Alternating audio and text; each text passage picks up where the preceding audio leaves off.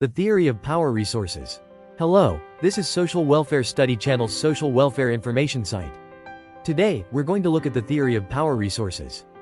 First of all, regarding the argument of the power resource theory, the relationship between the market and politics.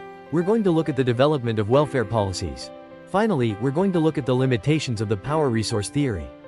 The relationship between market and politics. The power resource theory criticized the non-political nature of industrialization theory. Social policy is also used intentionally to mitigate market policy. In other words, the welfare state is about how the politics and markets of a society move. It can be analyzed through the degree of influence. Market and politics are institutionalized. The basis of power can be divided into market power and political power. First, the core of market power is capital and economic resources. It's distributed unequally by social class or interest groups. And at the heart of political power is the right to vote and organize collective action. Voting rights can depend on factors such as property and income.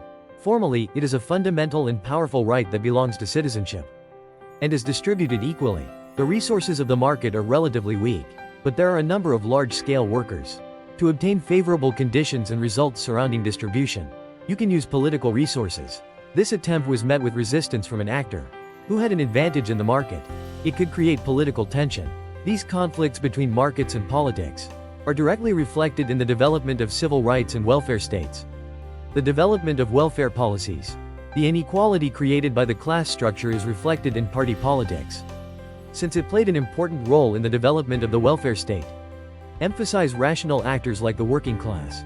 The development of welfare policies was not made naturally with the development of industrialism.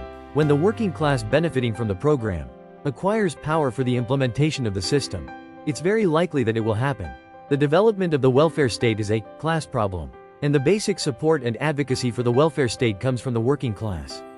Reformist trade unions have strong power and social democracy. Or the longer a socialist party is in power, the more likely it is to implement a wide range of social welfare programs. Limitations of power resource theory. First, there is a historical event where the theory is contrary to the main content. It is a historical fact that the expansion of the welfare state, or the emergence of the Golden Age, took place during the period of Social Democratic Party's rule. How to weaken the autonomy and integration of labor unions? By expanding national welfare in the early stages of the development of the welfare state. Or there are cases that have been considered as a means of wage restraint. In some countries, conservatives and Catholic parties have played an important role in the development of social welfare policies.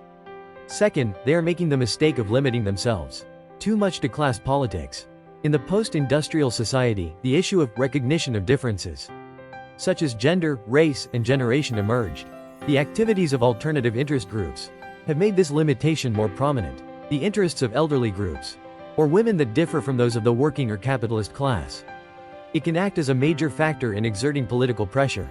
Public pensions are less sensitive to the influence of class politics than other systems. In order to maintain a generous pension system, the interests of the working class and the elderly may be at odds. Finally, the empirical proof is that Democratic Party politics are developed, or it is also limited to countries where sufficient data can be generated.